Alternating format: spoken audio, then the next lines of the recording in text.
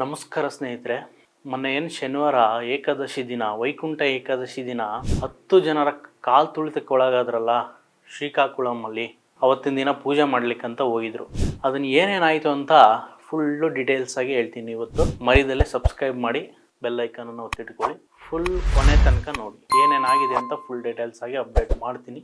ಆಂಧ್ರದ ಶ್ರೀಕಾಕುಳಂನಲ್ಲಿ ಶ್ರೀ ಕಾಶಿ ಬುಗ್ಗ ಟೆಂಪಲ್ ಅಂತ ರೀಸೆಂಟಾಗಿ ಅದು ಇನ್ನೂ ಒಂದು 6 ಮಂತಿಂದ ಕನ್ಸ್ಟ್ರಕ್ಷನ್ ನಡೀತಾನೆ ಇದೆ. ಈ ದೇವಸ್ಥಾನಕ್ಕೆ ಓನರ್ ಬಂದುಬಿಟ್ಟು ಅರಿಮಕುಂಡ ಪಂಡು ಅಂತ ಅವ್ರ ಹೆಸರು.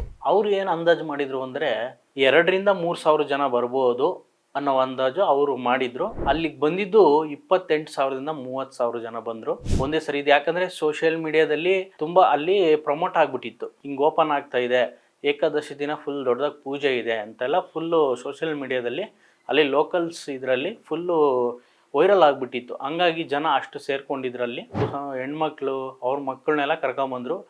ಜನ 10,000 to 20,000 ಜನ ಸೇರ್ತಾರಂದರೆ ಅಲ್ಲಿ ಮಕ್ಕಳನ್ನ ಕರ್ಕೊಂಡು ಹೋಗೋದು ಸ್ವಲ್ಪ ಅವಾಯ್ಡ್ ಮಾಡ್ಕೊಳ್ಳಿ. ಫಸ್ಟ್ ಕರ್ಕೊಂಡೋಗಿ ಬೇಡ ಅನ್ನಲ್ಲ, ಎಲ್ಲ ಹಿಂದೂಗಳು ದೇವಸ್ಥಾನಕ್ಕೆ ಹೋಗಲೇಬೇಕು, ಬಟ್ ನೋಡ್ಕೊಂಡು ಫ್ಯಾಮಿಲಿ ಸೇಫ್ಟಿನೂ ನೋಡಿಕೊಂಡು ಕರ್ಕೊಂಡೋಗೋದು ತುಂಬ ಉತ್ತಮ. ಇಲ್ಲಿ ಫುಲ್ ಡೀಟೇಲ್ಸ್ ಆಗಿ ಹೇಳ್ತೀನಿ ಕೇಳಿ ಏನೇನಾಗಿದೆ ಅಂತ. ನಮ್ಮ ಇಂಡಿಯಾದಲ್ಲಿ 3 ಥರ ದೇವಸ್ಥಾನಗಳನ್ನ ನಡೆಸ್ತಿರ್ತಾರೆ. ಒಂದು ಗೌರ್ಮೆಂಟ್ ಅಥಾರಿಟಿಯಲ್ಲಿರುವಂಥ ದೇವಸ್ಥಾನಗಳು, ಇನ್ನೊಂದು ಪಬ್ಲಿಕ್ ಟೆಂಪಲ್ಸ್. ಇದು ಯಾವ ಥರ ಅಂದರೆ ಒಂದು ಚಾರಿಟೇಬಲ್ ಟ್ರಸ್ಟ್ ಥರ ಮಾಡಿಕೊಂಡು ಇವ್ರಿಗೆ ಮೆಂಬರ್ಸನ್ನು ಮಾಡಿಕೊಂಡು ಟ್ರಸ್ಟ್ ಥರ ಮಾಡಿಕೊಂಡು ಇದನ್ನು ನಡೆಸ್ತಾ ಇರ್ತಾರೆ. ಹಾಗೆ ಇನ್ನೊಂದು ಓನಡ್ ಸ್ವಂತದಾಗೆ ಕಟ್ಟಿರ್ತಕ್ಕಂಥ ಟೆಂಪಲ್ಗಳು. ಆಂಧ್ರ ಪ್ರದೇಶ ಶ್ರೀಕಾಕುಳಂನಲ್ಲಿ ಅರಿಮುಕಂದ ಪಾಂಡ ಅವರು ತನ್ನ 12 ಎಕರೆ ಜಮೀನಿರುತ್ತೆ. ಇವರು ತಿರುಪತಿಗೆ ಹೋಗಿರ್ತಾರೆ. ಅಲ್ಲಿ ನೀಟಾಗಿ ದರ್ಶನ ಆಗಿಲ್ಲ ಅನ್ನೋ ಕಾರಣಕ್ಕೆ ತನ್ನ ಜಮೀನಿನಲ್ಲೇನೆ ಅವರು ದೇವಸ್ಥಾನ ಕಟ್ಟಬೇಕು, ವೆಂಕಟೇಶ್ವರನ ದೇವಸ್ಥಾನ ಕಟ್ಟಬೇಕು ಅಂತ 2-3 ವರ್ಷಗಳಿಂದ ಪ್ರಯತ್ನ ಮಾಡಿ ಅದನ್ನು ಕಟ್ತಾರೆ, ಪೂರ್ಣಗೊಳಿಸ್ತಾರೆ.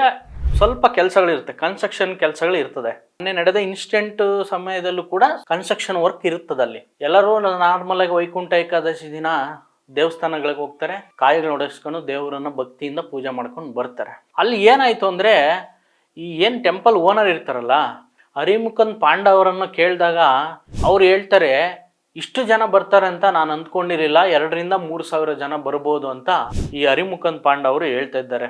ఏం జరగలేదు, జనం దేవుడు తెలుస్తుంది మనకు అర్థనయ్యా. 28,000 to 30,000 ಜನ ಬರ್ತಾರೆ. ಇವರು ಎಲ್ಲರೂ ಒಟ್ಟಿಗೆ ಒಂದೇ ಸಮಯದಲ್ಲಿ ಬರ್ತಾರೆ. ಆ ದೇವಸ್ಥಾನದ ಇನ್ನೊಂದು ಪ್ರಾಬ್ಲಮ್ ಏನಂದ್ರೆ ಹೋಗೋದಕ್ಕೂ ಬರೋದಕ್ಕೂ ಒಂದೇ ದಾರಿ ಮಾಡಿದ್ದಾರೆ. ಒಳಗಡೆ ಜಾಗ ಇದೆ, ಅಲ್ಲಿ ಹೋಗ್ಬೇಕಾದ್ರೇನೆ ಇರ್ಕಿಸ್ಕೊಂಡು ಹೋಗೋ ಥರ ಒಂದು ಪ್ಲೇಸ್ ಇದೆ. ಅಲ್ಲಿ ಅದು ಬ್ಯಾರಿಕೇಡ್ ಎಲ್ಲ ಹಾಕಿರ್ತಾರೆ, ಬ್ಯಾರಿಕೇಡ್ ಸಮೇತ ಎಲ್ಲ ಮುರ್ಕೊಂಡು ಬಂದಿದ್ದಾರೆ. ಒಂದು ಸಣ್ಣ ಹುಡುಗಿನ ಕೆಳಗಡೆ ಬಿದ್ದಿದೆ, ಅಲ್ಲಿ ಕಾಪಾಡೋಕ್ಕೂ ಯಾರು ಹೋಗಿಲ್ಲ, ಅವ್ರನ್ನೇ ತುಳ್ಕೊಂಡು ಹೋಗಿದ್ದಾರೆ. ಉಸಿರು ಕಟ್ಟಿ ಕಾಯುವಂಥ ಪರಿಸ್ಥಿತಿ ಅಲ್ಲಿದೆ, ವಾತಾವರಣ ಅಲ್ಲಿದೆ. ಇಲ್ಲಿ ಯಾರ ಕಡೆಯಿಂದ ತಪ್ಪಂತ ನೋಡ್ತಾ ಹೋಗೋಣ. ಗೌರ್ಮೆಂಟ್ ಕಡೆಯಿಂದ ತಪ್ಪ, ಟೆಂಪಲ್ ಓನರ್ ಕಡೆಯಿಂದ ತಪ್ಪ, ಯಾರ ಜನರಿಂದ ತಪ್ಪ?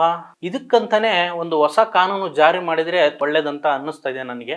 5,000 to 10,000 ಜನ ಸೇರುವಂತ ಜಾಗಕ್ಕೆ ಗೌರ್ಮೆಂಟ್ ಇಂದ ಪರ್ಮಿಷನ್ ತಗೊಳ್ಳೋದು ತುಂಬಾ ಉತ್ತಮ ಅನಿಸುತ್ತೆ. ಏನಾದ್ರು ಇಂಥ ಇನ್ಸಿಡೆಂಟ್ ಆದ್ರೂ ಗೌರ್ಮೆಂಟ್ ಸೆಕ್ಯೂರಿಟಿ ಕೊಡುತ್ತೆ.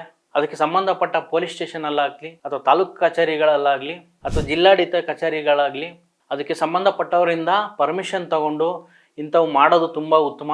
ಇಲ್ಲಿ ಯಾರದ್ದು ತಪ್ಪಂತ ಹೇಳ್ತೀರಾ? 10 ಜನ ದುರ್ಮರಣ ಹೊಂದಿದ್ದಾರೆ, ಇಲ್ಲಿ ಯಾರದ್ದು ತಪ್ಪಂತ ಹೇಳಿದ್ದೀರಾ? ಮೋದಿಯವರು ಸಂತಾಪ ಸೂಚಿಸಿ 2 ಲಕ್ಷ ದುಡ್ಡು ಕೊಟ್ಟಿದ್ದಾರೆ. CM ಚಂದ್ರಬಾಬು ನಾಯ್ಡು ಕೂಡ ಅವರು ಪ್ರೈವೇಟ್ ವ್ಯಕ್ತಿ ಮಾಡಿರೋದು, ಅವರು ನಮ್ಗೆ ಇನ್ಫಾರ್ಮೇಷನ್ ಕೊಟ್ಟಿಲ್ಲ ಅಂತ ಹೇಳಿ ಹೇಳಿಕೆಯನ್ನು ಕೊಟ್ಟಿದ್ದಾರೆ. కాశీ బుగ్గ టౌన్ లో ఒక ప్రైవేటు వ్యక్తి వెంకటేశ్వర దేవాలయాన్ని కట్టాడు. అక్కడి నుంచి కార్తీక మాసం ఈరోజు చాలా మంది అక్కడ దర్శనానికి వెళ్లిపోయారు. కనీసం ఆయన చేసినప్పుడు పోలీసుకు కూడా చెప్పలేదు. చెప్పుంటే పోలీస్ ప్రొటెక్షన్ పెట్టి ఎక్కడికక్కడ కంట్రోల్ చేసేవారం. అది చేయని దాని వల్ల అక్కడ వచ్చిన వాడు కూడా ఒక ఆర్డర్ ప్రకారం లేకుండా 9 మంది తొక్కిడికి గురయ్యి చనిపోయే పరిస్థితికి వచ్చారు. 5 మందికి ఇంజరీస్ కూడా అయినాయి. ఇది చాలా బాధాకరం. నేను ప్రతి ఒక్క ప్రాణాన్ని కాపాడుకోవాలని అనేక ప్రయత్నాలు చేస్తా ఉంటే కొంతమంది ప్రైవేటు వ్యక్తులు ఇలాంటి కార్యక్రమాలు చేయడం చాలా బాధాకరం. దీన్ని నేను చాలా తీవ్రంగా ఖండిస్తున్నా. ಆಮೇಲೆ ಪವನ್ ಕಲ್ಯಾಣ್ ಕೂಡ ಇದೇನಾಗಿದೆ ಇದಕ್ಕೆ ತುಂಬಾ ಸ್ಟ್ರಿಕ್ಟ್ ಆಕ್ಷನ್ ತಗೊಂತೀವಿ ಅಂತಾನು ಹೇಳಿದ್ದಾರೆ.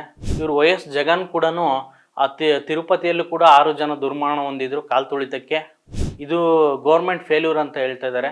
ಅಲ್ಲಿರೋ ಪೊಲೀಸ್ ಏನು ಮಾಡ್ತಾ ಇದ್ರು, ಅಷ್ಟು ಜನ ಸೇರಿದ ಮೇಲೆ ಪೊಲೀಸರು ಒಂದು ಪ್ರೊಟೆಕ್ಷನ್ ಕೊಡಬೇಕಾಗಿತ್ತಲ್ವಾ? ಇಲ್ಲಿ ಎಲ್ಲರದ್ದು ಫೇಲ್ಯೂರ್ ಆಗಿದೆ. ಇಲ್ಲಿ ಇವಾಗ ದುಡ್ಡು ಕೊಟ್ಟಿದ ತಕ್ಷಣ ಪ್ರಾಣ ವಾಪಸ್ ಬರಲ್ಲಲ್ಲ. ಹೋದ್ರು 10 ಜನ ಫ್ಯಾಮಿಲಿ ಅಂದರೆ 10 ಜನ ಮನೆಯಲ್ಲಿ 2-3 ಜನ ಅಂದರೆ 90 ಜನ ಫ್ಯಾಮಿಲಿ ಲೆಕ್ಕ ಆಗುತ್ತೆ. ಇಷ್ಟಕ್ಕೆಲ್ಲ ನಾವು ಕೂಡ ಸ್ವಲ್ಪ ಕಟ್ಟುನಿಟ್ಟಾಗಿರಬೇಕು. ಫ್ಯಾಮಿಲಿಯವರು ಯೋಚನೆ ಮಾಡಬೇಕು. ಫ್ಯಾಮಿಲಿ ಸೇಫ್ಟಿ ಮುಖ್ಯ. ಇಂಥ ಪ್ಲೇಸ್ಗಳಿಗೆ ಹೋಗ್ಬೇಕಾದ್ರೆ ಭಕ್ತಿ ಇರಬೇಕು. ಆ ದಿನ ಬಿಟ್ಟು ಇನ್ನೊಂದು ದಿನನೂ ಹೋಗ್ಬೋದಾಗಿತ್ತು. ನನ್ನ ಪರ್ಸ್ನಲ್ ಒಪಿನಿಯನ್ ಏನಂತಂದರೆ, ಇಂಥ ಜಾಗಗಳಿಗೆ ಹೋಗ್ಬೇಕಾದ್ರೆ ಅಷ್ಟು ಜನ ಸೇರ್ತಾರೆ, ಈ ಥರ ಸ್ಟ್ಯಾಂಪೇಡ್ ಆಗುತ್ತೆ ಅಂತ ಗೊತ್ತಾದ್ಮೇಲೆ ಆ ದೇವಸ್ಥಾನಗಳಿಗೆ ಪರ್ಮಿಷನ್ ತಗೋಬೇಕು. ಅಷ್ಟು ಜನ ಸೇರಿದ್ದಾನೆ ಒಂದು ಪೊಲೀಸ್ ಹತ್ರ ಹೋಗಿ ಪರ್ಮಿಷನ್ ತಗೊಂಡು ನಮಗೆ ಸೆಕ್ಯೂರಿಟಿ ಕೊಡಿ ಅಂತ ಹೇಳಬೇಕು. 2-3 ಸಾವಿರ ಜನ ಸೇರಿದ್ರೇ ತಗೊಬೇಕಾಗುತ್ತೆ. ಅದನ್ನು ಮಾಡೋದು ತುಂಬ ಒಳ್ಳೆಯದು. ಈಗೇನು ಡೆತ್ ಆಗಿದಾರಲ್ಲ, ಸ್ಪೆಷಲ್ ಕಾನೂನು ತಂದ್ಬಿಟ್ಟು ಇನ್ಸೂರೆನ್ಸ್ ಮಾಡ್ಸಕ್ಕಂಥದ್ದು ಒಂದು ಹೊಸ ಕಾನೂನನ್ನು ಜಾರಿಗೆ ಮಾಡಬೇಕು. ಏನಾದ್ರು ತೊಂದರೆ ಆದರೆ ಯಾವ್ದಾದ್ರು ಫಂಕ್ಷನ್ ಆಗಲಿ, ದೇವಸ್ಥಾನ ಫಂಕ್ಷನ್ ಆಗಲಿ, ಒಂದು ತಿಂಗಳ ಮುಂದೆನೇ ಪರ್ಮಿಷನ್ ತಗೊಳ್ಳುವಂಥ ಒಂದು ಕಾನೂನು ಬರಬೇಕು. ಇದು ಗೋರ್ಮೆಂಟಿಗೆ ಹೇಳ್ತಕ್ಕಂಥ ಇದು. ನಮ್ಮ ಫ್ಯಾಮಿಲಿ ಏನು ಮಾಡಬೇಕು ಅಂತ ಜಾಗಗಳಿಗೆ ಹೋಗ್ಬೇಕಾರೆ ಫ್ಯಾಮಿಲಿ ಸೇಫು ನೋಡ್ಬೇಕಲ್ವಾ. ಇವಾಗ ಹೋದವ್ರು ಮತ್ತೆ ಬರ್ತಾರಾ? 2 ಲಕ್ಷ ದುಡ್ಡು ಕೊಟ್ಟರು ಬರ್ತಾರ? ಮತ್ತೆ ಫ್ಯಾಮಿಲಿಗೆ ಒಬ್ಬೊಬ್ಬರೇ ದುಡಿದು ಹಾಕುವಂಥವ್ರು ಇರ್ತಾರೆ. ಅದಕ್ಕೆ ಏನು ಹೇಳ್ತೀರಾ? ಇವಾಗ ಅವ್ರ ಪ್ರಾಣ ಅಂತೂ ವಾಪಸ್ ಬರಲ್ಲ. ಇಂಥ ಜಾಸ್ತಿ ಜನಸಂಖ್ಯೆ ಸೇರುವಂಥ ಜಾಗದಲ್ಲಿ ವಯಸ್ಸಾದವ್ರನ್ನ, ಚಿಕ್ಕ ಮಕ್ಕಳನ್ನ ಕರ್ಕೊಂಡು ಹೋಗೋದು ಸ್ವಲ್ಪ ಅವಾಯ್ಡ್ ಮಾಡ್ಕೊಳ್ಳಿ. 10 ಜನ ಅಂದರೆ 10 ಜನ ಮಾತ್ರ ಎಲ್ಲ, ಅವ್ರನ್ನ ನಂಬಿರ್ತಕ್ಕಂಥ ಫ್ಯಾಮಿಲಿಗಳು ಕೂಡ ಇಲ್ಲಿ ಬೀದಿಗೆ ಬರುವ ಚಾನ್ಸ್ ಇದೆ. 2 ಲಕ್ಷ ಏನಾಗುತ್ತೆ ನಿಮ್ಗೆ ಹೇಳಿ? 2 ಲಕ್ಷ ಅಮೌಂಟ್ ಕೊಟ್ಟರು ಸೆಂಟ್ರಲ್ ಗೌರ್ಮೆಂಟಿಂದ, ಏನಾಗುತ್ತೆ ಅದು? 2 ಲಕ್ಷದಲ್ಲಿ ಪ್ರಾಣ ಅಂತೂ ವಾಪಸ್ ಬರಲ್ಲ. ದೇವಸ್ಥಾನಕ್ಕೆ ಭಕ್ತಿಯಿಂದ ಹೋದಂಥವ್ರು ಮನೆಗೆ ಬರಲಿಲ್ಲ ಅಂದರೆ ಅವ್ರ ಫ್ಯಾಮಿಲಿ, ಅವ್ರ ಪೇರೆಂಟ್ಸ್ ಎಲ್ಲ ಯಾವ ಥರ ಯೋಚನೆ ಮಾಡ್ಬೋದು? ಇದಕ್ಕೆ ಒಂದು ಹೊಸ ಆ್ಯಕ್ಟನ್ನು ನಮ್ಮ ಕಾನೂನಲ್ಲಿ ಅಳವಡಿಸ್ಬೇಕಂತ ನಾನು ಕೇಳ್ಕೊಳ್ತಾ ಇದ್ದೀನಿ. ನಿಮಗೆ ದಿನ ಇಂಥ ಮಿಸ್ಟೀರಿಯಸ್ ನ್ಯೂಸ್ಗಳನ್ನು ಕೊಡ್ತಾ ಇರ್ತೀನಿ. ಅದಕ್ಕೆ ನೀವು ಏನು ಮಾಡಬೇಕಂದ್ರೆ, ಮುಂದಿನ ಸರಿ ನಮ್ಮ ವಿಡಿಯೋನ ನೋಡಬೇಕಂದ್ರೆ ಒಂದು ಸಬ್ಸ್ಕ್ರೈಬ್ ಮಾಡ್ಕೊಳ್ಳಿ, ಬೆಲ್ ಐಕನ್ ಮಾಡ್ಕೊಳ್ಳಿ, ಶೇರ್ ಮಾಡಿ, ಸಪೋರ್ಟ್ ಮಾಡಿ. ನಮಸ್ಕಾರ.